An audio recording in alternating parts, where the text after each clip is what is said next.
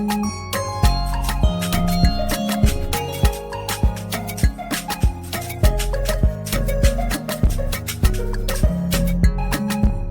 everybody. This is Paul Herman, the Prince of Motivation and host of Zaka Presents My Journey.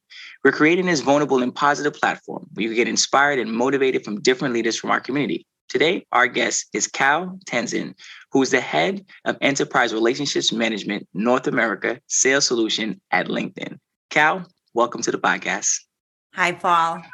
Thank you for having me. Yes, no, thank you for being on here. We know obviously you're very busy, and I want to kind of, get a lot of things out of you so the listeners could definitely digest. But, one of the first things, if you could possibly just talk a little bit more about your family, your upbringing, your background, and childhood, I think that the listeners want to know where you come from. Yeah. So first of all, just thank you to just bringing me to this platform. I've been listening and just learning about what you guys are trying to accomplish. And it's just the vision of it is really resonates with me as well. So thank you for bringing me here. So just a few things you probably can note, we'll pick up on the uniqueness of my name. It's Kalsang Tanzin. I often go by Cal. And part of it is it stems in my Tibetan ethnicity. So I was born and raised in New Delhi, India, and lived there for almost 20 years of my life, the first 20 years. Mm-hmm. So really it's an understatement to say it's what a formative experience that was and how much of my identity is tied to that. And even prior to that, even just prior to my own origin story, my mom and dad were both Tibetan refugees that settled into India independently, like many Tibetans have, and made India their home. So part of my journey has always been, how do you adapt, but at the same time recognize some of the heritage and some of the heritage that comes from our parents and our ancestors as well. So that was part of my life, born and raised in India, Tibetan ethnicity. And, in the mid-20s, I of course, went to the US for school, lived in London for a bit, and eventually settled into Canada. There are numerous reasons why I chose Canada, the family chose Canada. But really practically speaking, the policies were a lot more open and welcoming to immigrants. And then language played a role. So, thinking about my parents, if you think about my parents, they settled themselves, didn't speak the language, learned Hindi, learned English. And, for the second wave, you wanted a place where, it was welcoming to immigrants, but at the same time would be a little easier. So we picked Canada for that reason. Mm-hmm.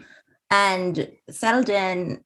And the origin stories of Canada is interesting. So if you ever go and look at the immigrant stories of Canada, you'll often hear a lot about this desire for Canadian experience, right? The importance of having a Canadian experience in order to get a job. But it's weird when you're new in the country, you don't have that experience. And that becomes such a prerequisite for having a role and a job.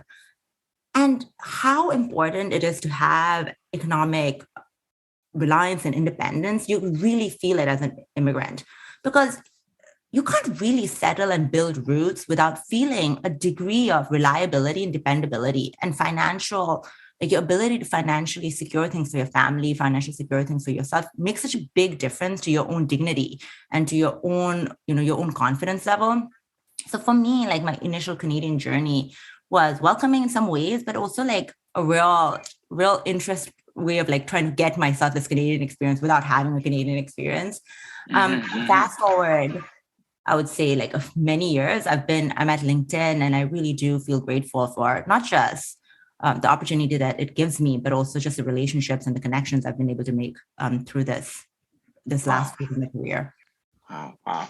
Now, when you were talking about your child, I want to kind of, peel back a little bit more. What were some of the challenges you faced at a young age? Obviously migrating over here with the family. Was there anything that kind of was kind of hindering on your journey? Yeah. So let me just acknowledge some privileges that I was beholden to and I had in India. So there's, of course, challenges, but it's important for me to just acknowledge the privileges that I carried.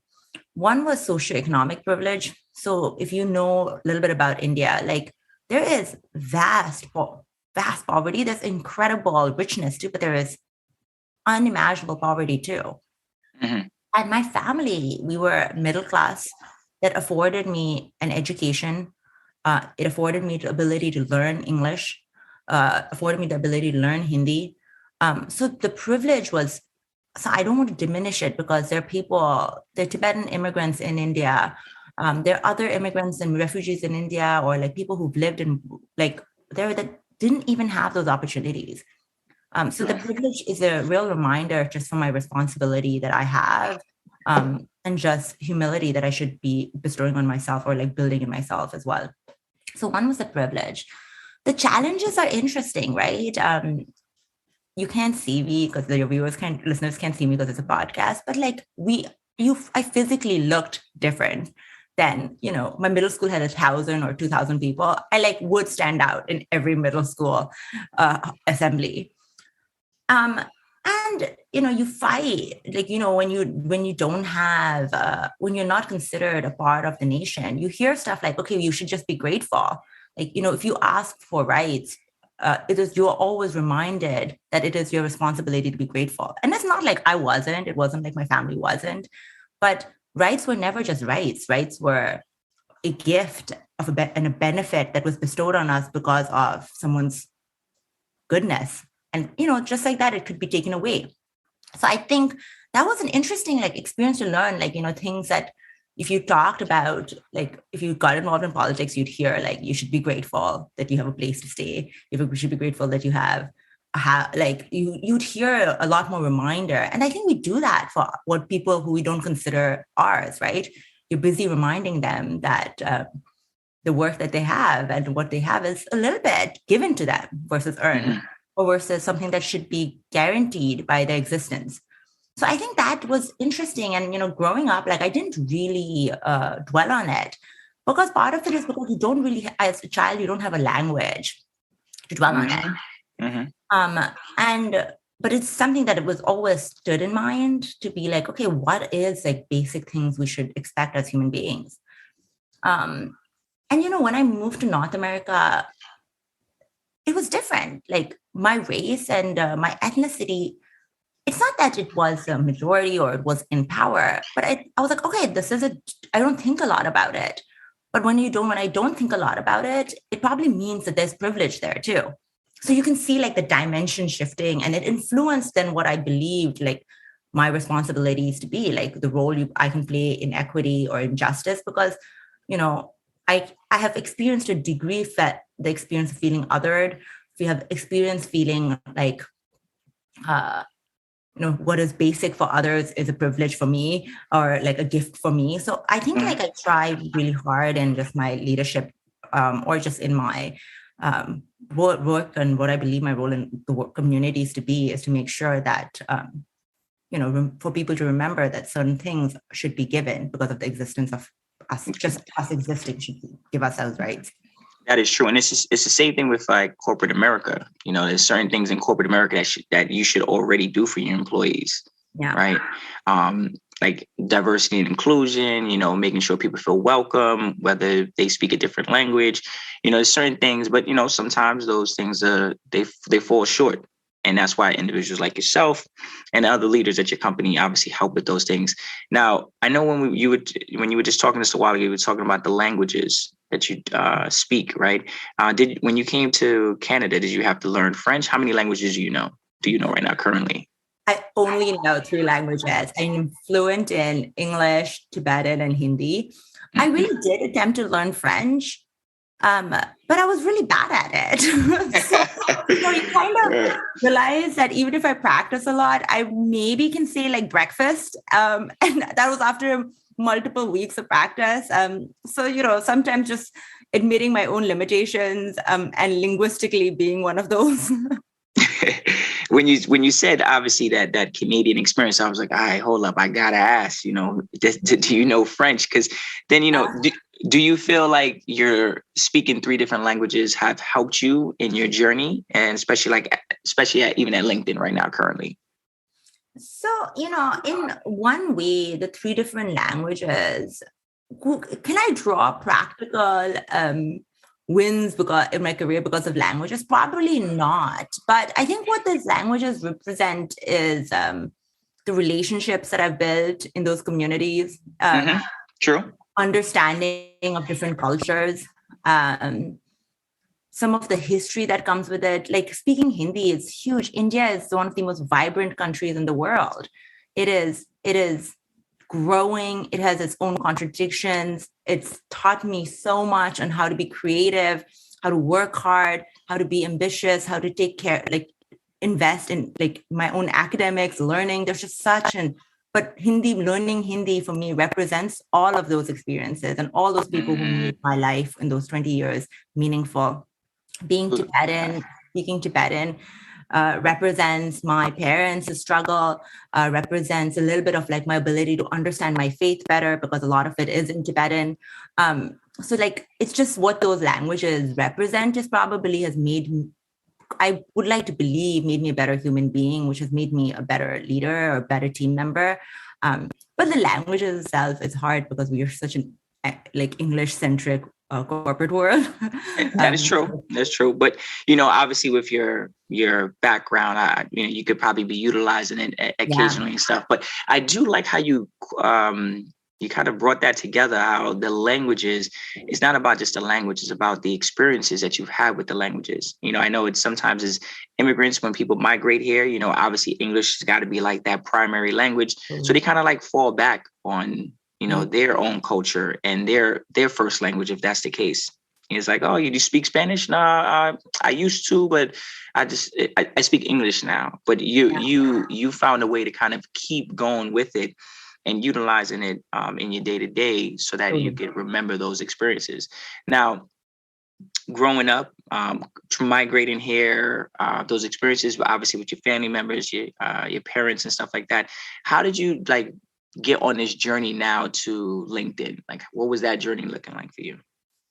So I'll start with when I moved to Canada. I just like felt just immense responsibility to get my life together. So like, some of my friends are like, I'm gonna go take a year off. And all of those are like really great experiences, but it was not how I felt. I felt like I could not let my family down. I was in a degree, like many people, my family made investments in me. My education was an investment in my future and theirs. I took that, like, it was really to a degree, and some people might find it like limiting, but I took that responsibility really seriously. And it's a gift to have people invest in you. My parents made sacrifices for me. So I definitely felt that pressure on like, how do I make sure it doesn't go to waste? So when I moved to Canada, I literally did so many free internships. It's actually pretty wild, the things I was like willing to do to get like some experience and build a network. So I was like doing all these free internships. I think 2 places in particular, I learned and built some connection there. LinkedIn was a transformational platform for me. That's why it is such a meaningful platform. Like I'm emotionally connected to this platform because when you start and when you don't have a network, how do you find people? How do you see what people have done? How do you get inspired by them? And for me, LinkedIn was that window to that world that I just didn't have access to. And like many people don't have access to. True. Being able, I like looked up, use LinkedIn. I went through so many different coffee chats. I still remember this person asked me said yes to a coffee chat. And I waited for like 2.5 hours at a Starbucks. And that moment when you're waiting and you're like, wow, like this is like what, like there's like a rejection that comes to you, but these are the stories. I'm sharing mine, but so many of your listeners have stories like that, right? You think you're getting a chance and you don't, but all of those things add up and help me, right? And will help all of us. So through LinkedIn, I eventually got my first job in a media company. I'm not kidding. I must have worked sent like at least like 80 resumes at a given time and like interviewed off of LinkedIn. Yeah, like just through LinkedIn. Okay. Yeah. So I've eventually got my first job through LinkedIn. And really like it was such an incredible company. It was was at its peak. I learned so much about media and sales. There were some incredible mentors. I would say in the beginning, I was not good at my job. Felt like real imposter syndrome. people were making, like socially were hanging out. I couldn't understand half the things they were like joking about. I now don't, I even now wouldn't say like I'm like in it with pop culture, but at least now I feel more confident to own it. Back in True. you have to like pretend like you get what's happening, which is even worse. So like, You just smile at those conversations. You're like, oh yeah, I got you. Yeah. Yeah, it was so much of that. But like I learned so much. And during this period, people would often tell me, it was so funny. I worked a lot. I remember working Saturdays. I remember working New Year's. And part of it is I was just paying my dues. And I remember like some people, one of my team members who was also kind of a mentor, was just like, say like, you remind me of this person from AOL, and you really remind me of her. I was like, okay, great. And then I've had heard in the industry that I was referred to that quite a bit. They're like, you remind me of this person. And this individual ended up being Diana Liu, who ended up being my hiring manager. So in LinkedIn, once the role at LinkedIn came in, we had a common connection who introduced us. And all these people had told me, I reminded them of somebody, and that somebody ended up being Dilu, who ended up hiring me and building this incredible team. And she's now the country manager for LinkedIn in Canada. And of course, doing an incredible scope even in North America with her day job of marketing solutions. But it's funny, right? Like you need, even with Dee, I think there's a lot of similarities, but why people thought of us is probably Diana's own story, right? Like her mom was an immigrant. Both of us are Asian. Both of us probably were instilled by a family to have work ethic as a value. So it's important, all those people needed to see someone like her so that they could probably see my potential. Like, I don't know if people hadn't seen Diana do what they'd done, would they be like willing, like what would their view of me have been? So that was important. You forget how important trailblazers are, right, in history. So funny. So she hired me. Our interview story is hilarious. Like I was like trying to like win and I had like aliens in my presentation, but like I think in the heart she probably saw somebody who like really believed in what LinkedIn as a platform was trying to do, and was willing to give up a lot, and like really like trying to make this work. So that's how I ended up at LinkedIn. Now being at LinkedIn, I know I'm gonna bring it back to when you said something about the 80 resumes, right? Obviously, English is not the first language, right? Do you feel strong? I mean, obviously you work for them, but for the immigrants or for the minorities or individuals listening right now, do you feel that LinkedIn is a great platform to actually utilize?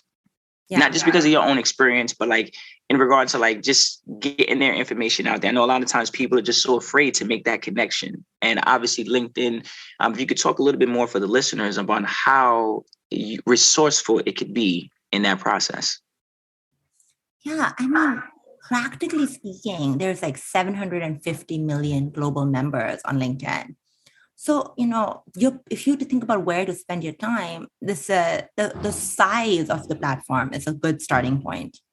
I do think, to be transparent with you, there are better ways we can be leveraging LinkedIn. So I think maybe if I had to like tell myself back in the day, is probably doing more work and research, like, personalizing those outreaches to people. And I just didn't know, and we don't know, right?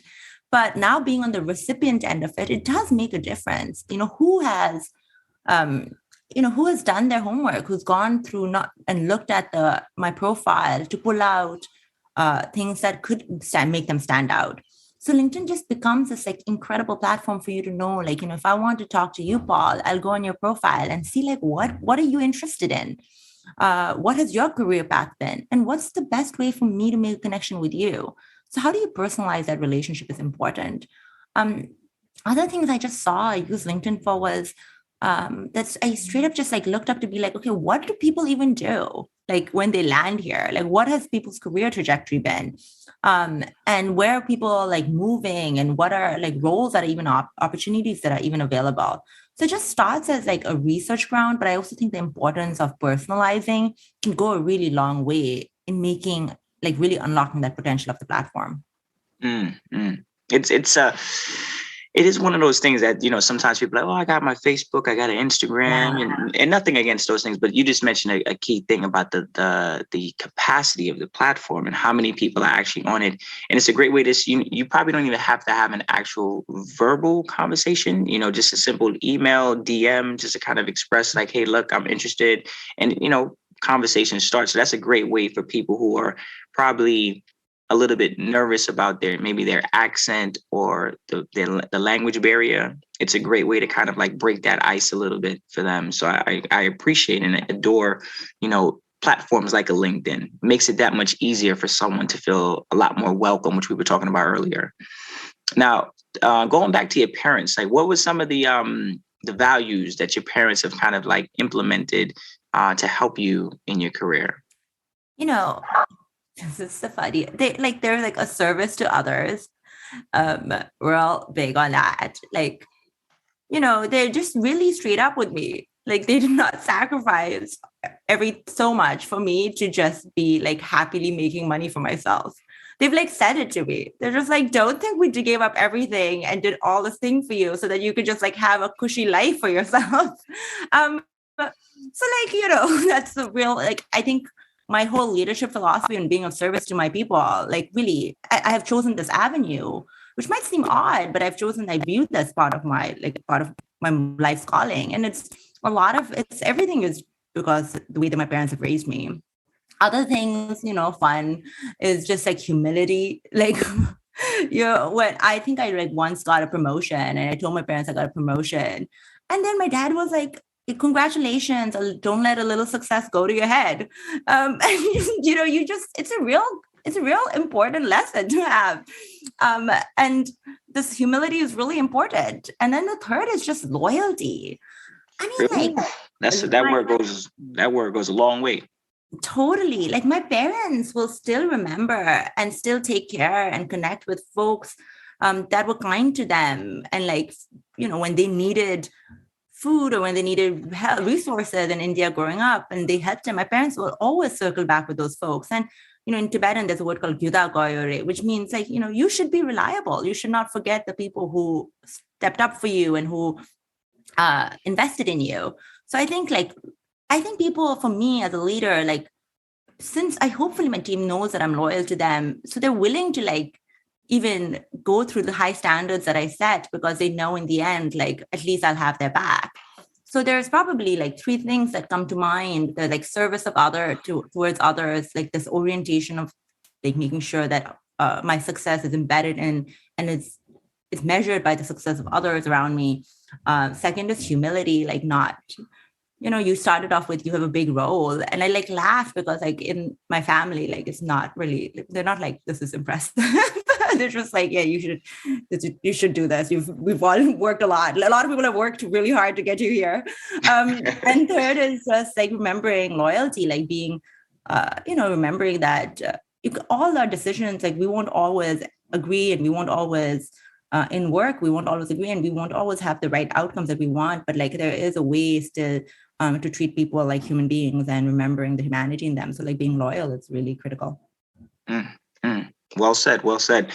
When you're at LinkedIn, to kind of go into that right there, when to climb the ladder at LinkedIn, what were some of the things you had to kind of focus on to become a better leader?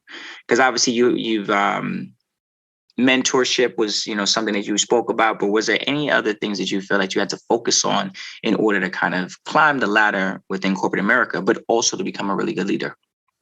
Yeah. So I think like my career progression, and maybe I'll break it down into two things. Like the career progression, I'll start with first, like fundamentally enjoying problem solving.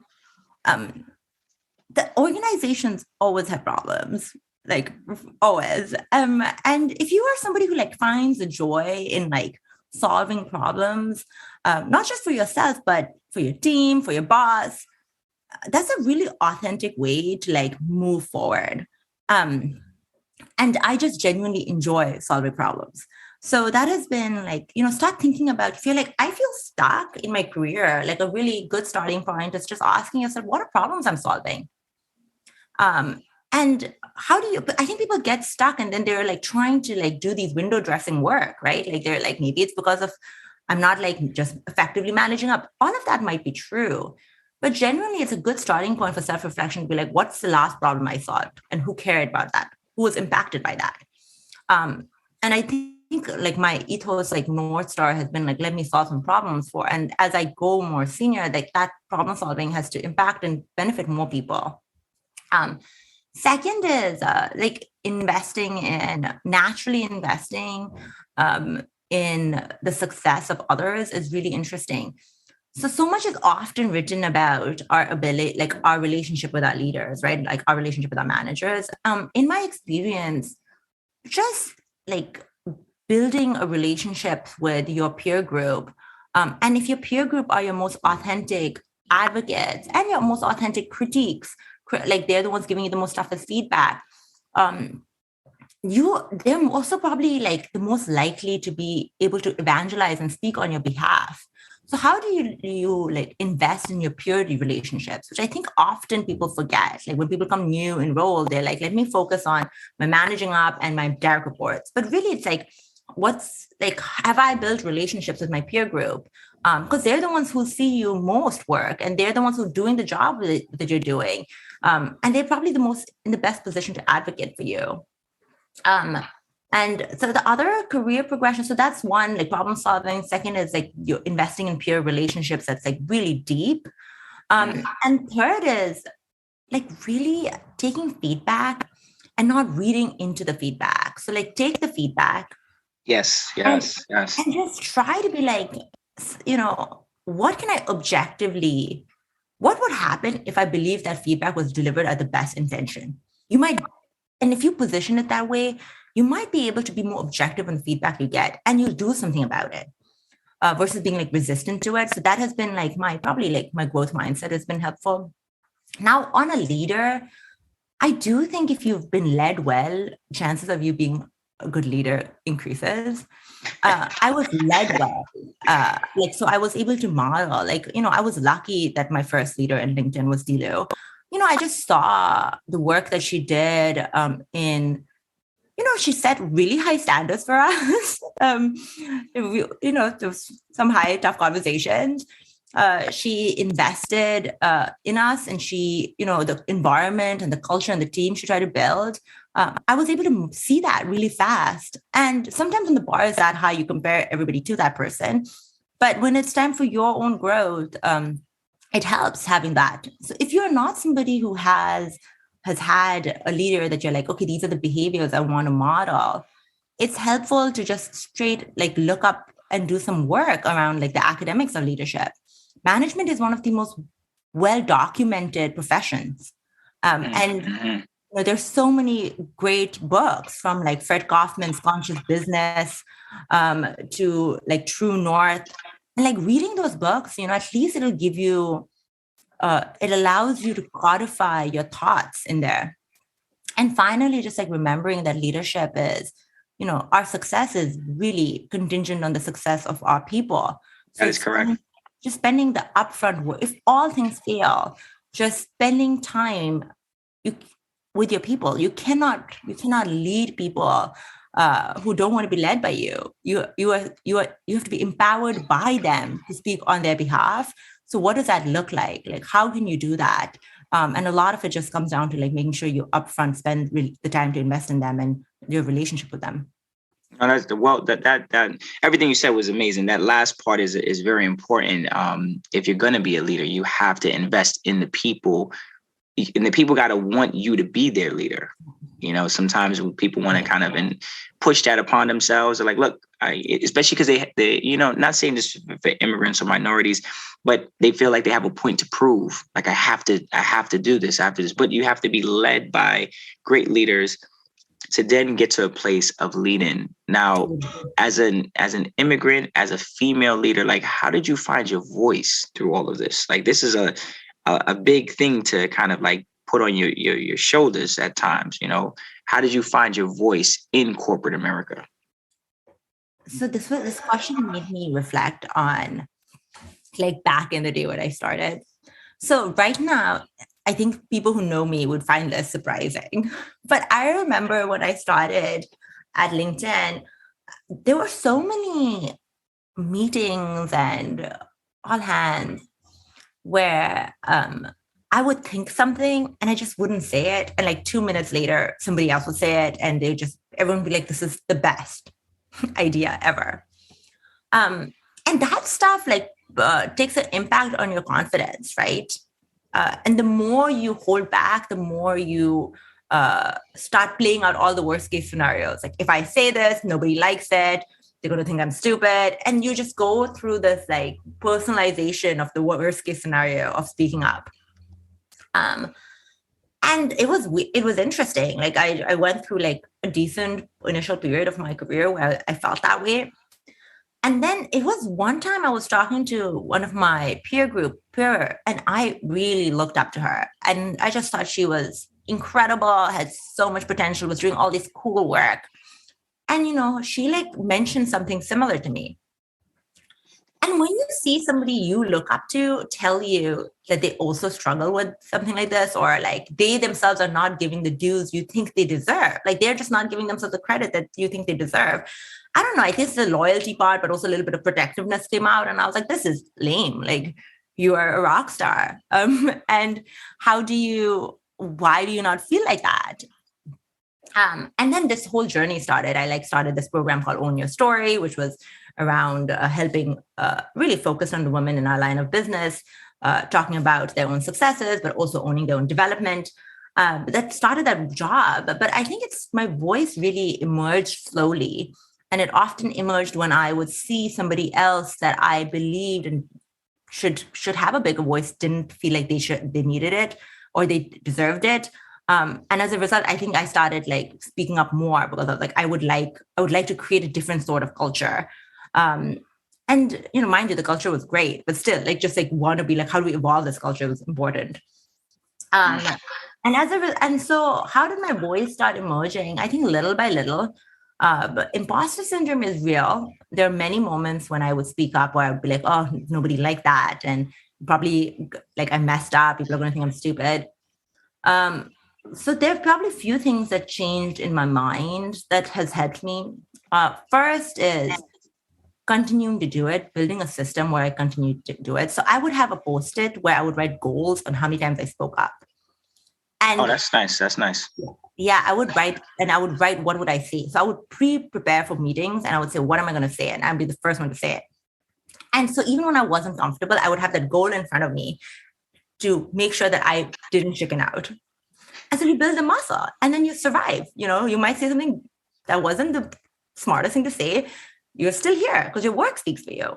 And it gave me confidence that people around me wanted me to succeed and they were not out there to just be critiques of me. So it actually built trust with people around me.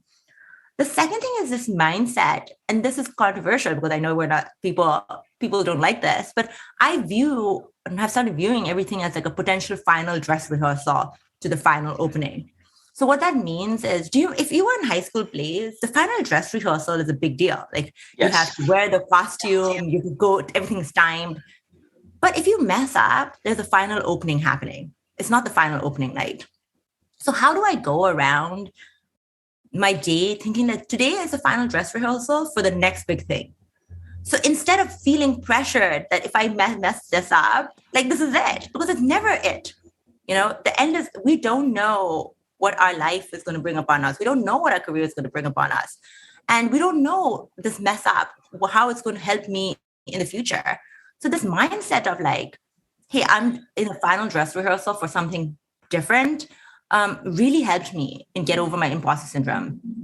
And then the voice just emerged once you get into like a system of speaking up, building and really trusting. I trust the people at my company and my teammates are rooting for me. And then third is just like not putting so much pressure on myself and remembering that we don't know what's next and all the lessons we learned is going to help us in the future. You're hitting on keywords right there, loyalty and trust right there. And obviously as a leader, you need those things. When being a leader, something that you kind of talked on a little bit about how you got that voice, but something I want to kind of understand a little bit more. I came across an article that you published in LinkedIn about, developing and building a team, a community. Obviously when you have a team, you have people from different backgrounds, different age levels, people have different goals, different mindsets. Like, how do you find a way as a leader to bring that team together when it being so diverse? Now, diversity is a beautiful thing, but when you have a goal, when you have a timeline, it's like, look, they put the project on you and they say, look, this is your team. You're like, oh, okay, so you want me to turn this around in a couple of weeks. How do you bring them together? Yeah, there's so many things in there, right? So just like a few things.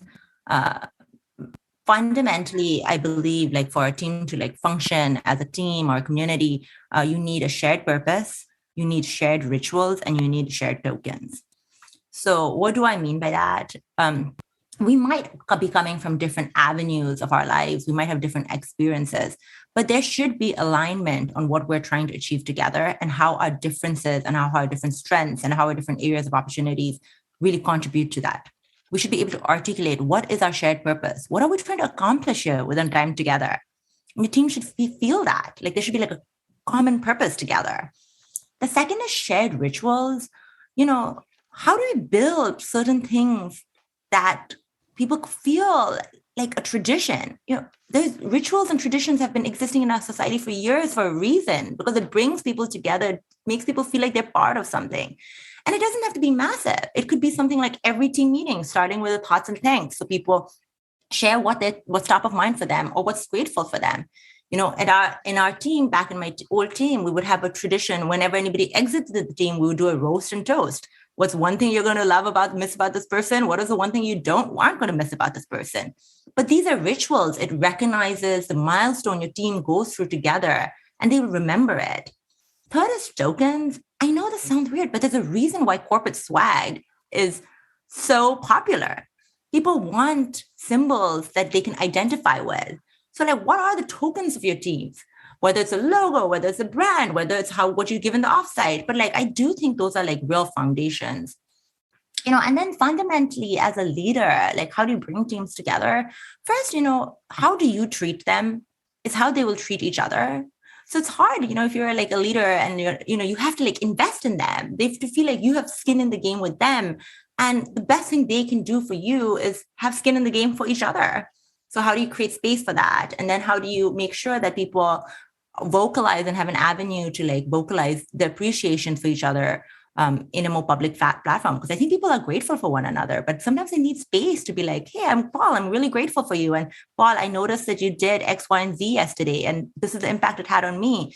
And so when you start having team members share that, it makes driving towards a goal, holding each other accountable so much more easier because they feel seen by their team members. Mm-hmm. As a leader, the only thing we can do is we can create the space for them to do that. Wow. I think that's anyone who owns a business right now. If you heard that, I hope you rewind that and write it down, because that's crucial. That's crucial. I agree with you. A shared purpose, obviously acknowledgement. I love the rituals, shared rituals. Like these are things that like sometimes, especially in corporate America, you might, say, look, this is not important. We got to get these numbers. We got to crunch these numbers. We got to get these sales. But that's how you really build a team. When a team feels like they're, like you said, working towards a common goal, a common purpose, and people share things together, whether being very diverse or not, it doesn't matter. We should have those types of things. And, I know a lot of corporate, businesses are trying to adapt and put those things in place, and obviously individuals like yourself are keeping that thing going. Now, when we were talking just a few minutes back, you mentioned about loyalty, and obviously you mentioned about trust. Trust is a very big word, obviously, as a team leader. Like, how do you build trust with your team? Like, how do they say, look, this is the individual who's going to lead me. Cal is the person. How do I know that Cal's the person? Like, what are some of the things that you, whether being an immigrant and a female, but like, how do you build that trust with your team? Yeah. So trust, like, let's break it down, right? Trust is to build trust in people. People need to think there are 3 C's, right? You're compassionate, you're competent, and you're consistent. It is hard to trust somebody who you can't trust if they can do the job. It's hard. Are you competent? Are you then, after, if you're competent, are you compassionate? Do you see the individual as a human being? Do you see the individual strengths? Are you able to relate to them? And then third is, are you consistent? Are you kind of like a person who like today shows up real, like saying, I care about X, and then tomorrow you're like X, who cares about X? Let's go into Y. People want you to be reliable. So you have to be consistent. So, when I try to put it in that frame, first, I'll try really hard. It's hard to say like I try to be compassionate, but like, I take the time to listen to people. And I challenge people like upfront, like, my team knows this. I have my ethos usually for people management is I have high standards and I'm deeply devoted. High standards, deep devotion. So being compassionate doesn't mean being easy. It means being able to be transparent. It's being candid. It's being clear. So how do you do that consistently? Second is competence. I just took on a bigger role, like not assuming that I have the answers, but also investing, letting people know that you're working on developing the skills that are needed or the knowledge that's needed for you to do the job. And then consistency, like making sure you are, what you say you're going to do, you actually do, and you do it repeatedly. So if you think about, like, if you are ever like, hey, I'm not able to build trust with this person, like I'm not able to build trust with Paul, it's worth being like asking myself, okay, I wonder if Paul thinks like I'm competent. Like, will he be able to trust me with the job to get the job done? And does Paul think that I know him as a person? And am I consistent? How I show up with him? Am I consistent? So those three things are the bars of trust, in my opinion. And I try as really hard to like demonstrate that consistently. Okay. You were, and I one thing I'm admiring about this conversation is you could just tell from the way you're answering these questions, the level of leadership that you have within you, right? And to know of your story and how you, well, some of your story, but which you expressed from today and things that I've read, but to come from where you are to then being in a position of leadership and to be able to execute at that level, I'm assuming, which from what this conversation, you must have a very, very successful team under you. We're doing very well. Honestly, it's all just. She's like, I'm humbling myself. Nah, Paul. I'm just gonna say we're doing really well. Honestly, the team, the people are just. I feel so grateful for them. I genuinely feel so grateful. I genuinely feel like our people could be anywhere and they have chosen to be here. And I do not take that choice for granted. Like they could be anywhere and they've chosen to be here. And so I feel really grateful for them. And I feel grateful for the work they're doing in the environment that they're doing for this business and for our customers. So I genuinely feel super grateful. I really lucked out. Mm-hmm. Okay. Now, as obviously a leader, right? People are going to come to you. Express to me about this 101. I know a lot of people, employees, and even employers at times, they have a difficult time with those 101s. What are some of the tools that or resources that could help someone be successful in a 101? So the 101 is such an important practice. It's so important because it's an avenue for you as a direct report to get some coaching. And for you also to like really, your managers are your really effective advocates. So how do you make sure that they feel comfortable about the work you're doing? I would say like people are on different scales when it comes to effective 101s. And I have a simple agenda system. So, and I sent it before every meeting to my manager, and I've been doing it for years. And I ask the same for my direct reports too. And I'll break the section into three things: inform, discuss, and ask.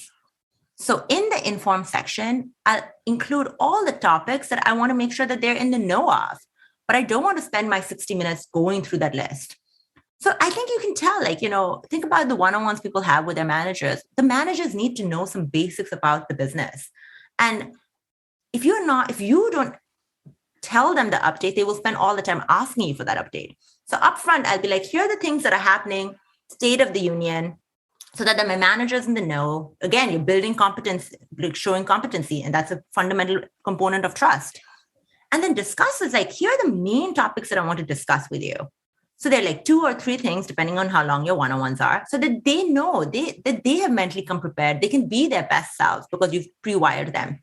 and ask things that I have asked of. Like, it could go from anywhere from like approval for my expenses or like ask for like extra resources. So I'll include that.